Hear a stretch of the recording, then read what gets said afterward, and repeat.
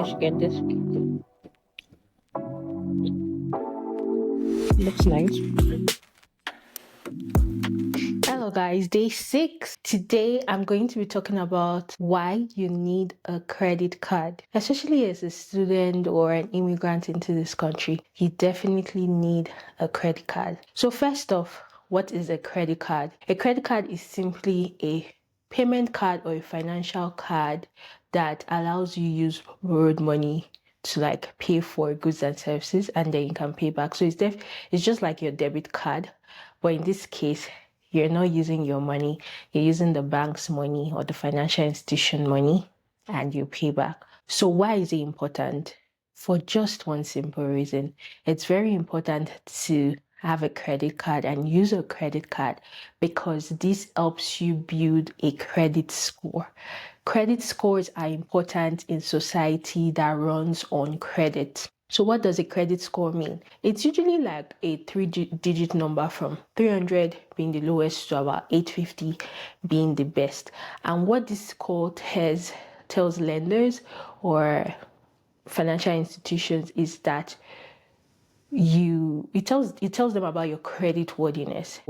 Are you someone who pays back your money quickly, or are you someone that owes? And this can affect you in different areas. For example, when you want to buy a car, when you want to make big purchases like cars or get a mortgage, they run a check to find out your credit score, and this will determine whether they can actually you make that purchase and at what interest rate you make that purchase. So the better your credit score, the lower interest rate you score. So if you want to buy a car in America, you really don't need to pay all of the money up front. It really doesn't do any good to you.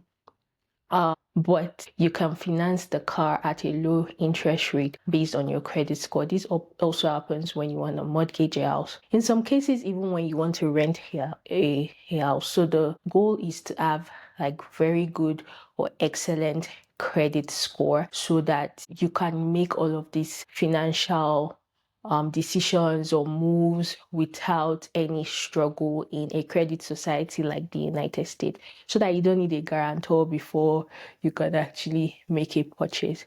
You can actually guarantee yourself based on your credit score and make that purchase. So how exactly can you start building your credit score using a credit card? There are 5 major factors that affect your credit score when you get a credit card, and I'll be talking about all of them. Permit me, I'm going to go to my FICO scorecard and then list like the factors based on their level of importance. So the first factor is your payment history.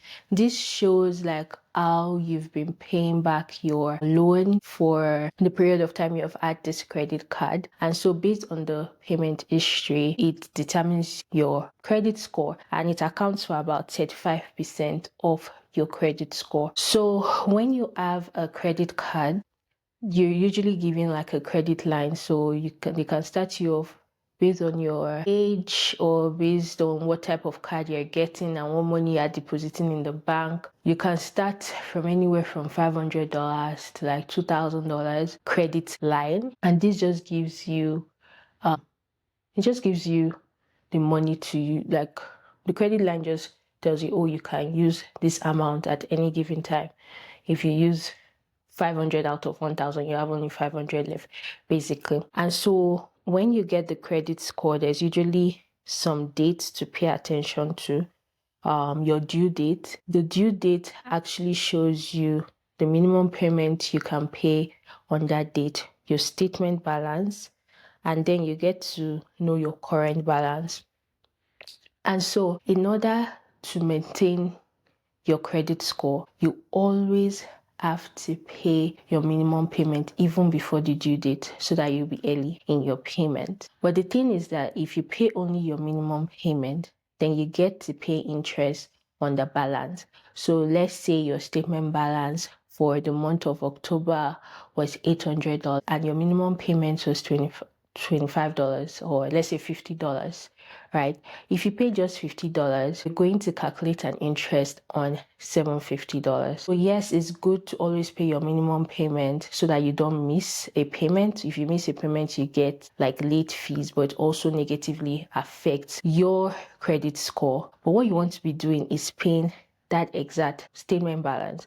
So if your statement balance is $800, before the due date, you want to pay that $800 so that you're actually not getting any interest. So it's just like you using money but paying back without any fees, right? But like I said, if you don't have the 800 that month, it's best to pay as much as you can. So rather than paying just $50, pay $600 if you have it, so that you only get to pay interest on the $200. So that's how you use your credit card. So like I said, there's also a current balance. So your statement balance might be $800. Your current balance might be $1,500. You're not obligated to pay that current balance. If you pay the statement balance, you'll be good. So basically, that's what it means for looking at your payment history, right? They want to see that you're paying on time, paying at least the minimum payment. But like I said, don't just pay the minimum payment. Try to aim to pay for the statement balance so that you don't accrue interest. The next factor that determines your credit score while using a credit card is your revolving utilization. So this just shows like the ratio based on the credit limit you have, how much are you actually spending. So they don't want this to be very high, and that's another reason why you shouldn't pay just the minimum payment, because if you're paying minimum payment, you're having leftover debts on your card and your utilization is increasing. So the lower the utilization rate is, the better your FICO score. FICO score is just credit score. I don't know if there's other companies that calculate credit score, but what I know is that your FICO scorecard shows your credit score. And so these account for 30% of your credit score. Like I said before, if you have $1,000, you don't want to be using the entire $1,000 because that's like 100% utilization. What happens in most people's cases is that they don't have only just one card, they have like 2, 3, and so the utilization is based on the combination of all of these cards. Sometimes when a credit card company, either a bank or just a company, sees that you're using a lot, they tend to increase your credit limit. So you can see an increase from like maybe $3,000 to like $10,000 credit line. That doesn't give you the permission to start using 10,000.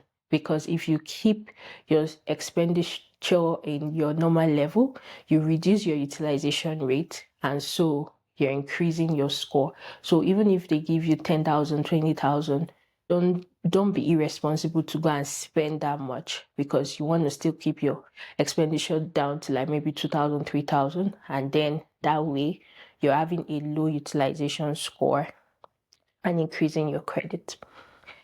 The next is the length of the credit. This you cannot really control. The only way you can control it is to get a credit card as soon as you can.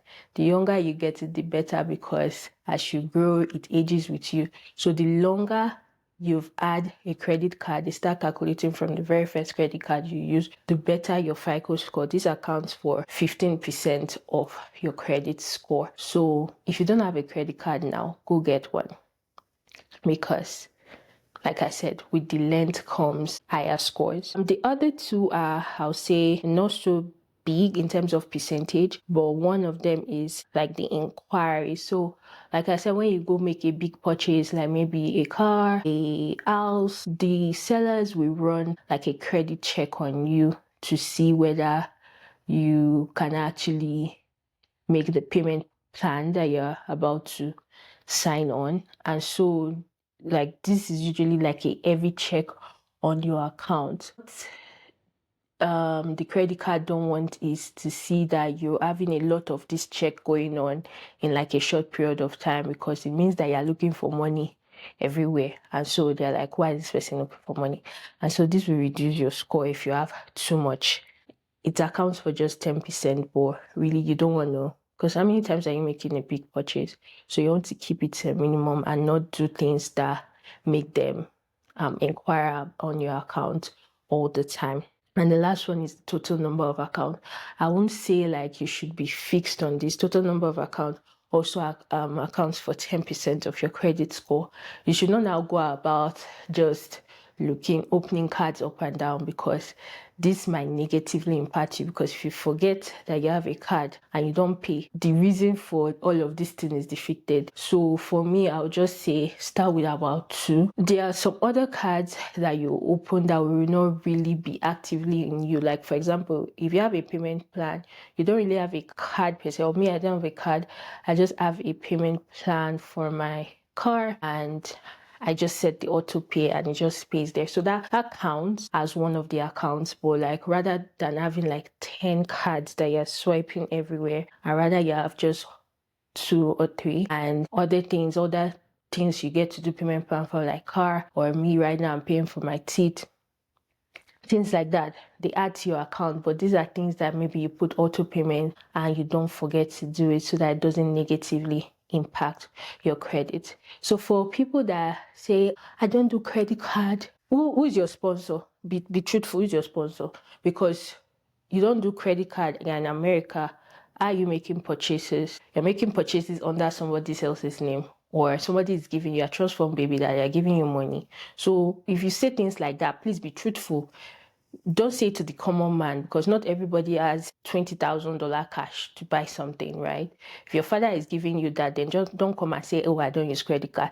Like, be clear to say, okay, me, I don't use because they give me money. But if you want to be financially independent in countries like America, you have to start building your credit as soon as possible, so that when it's time to make purchases, you can make, and they trust you because you have a good credit history. So that's all I have to say for this.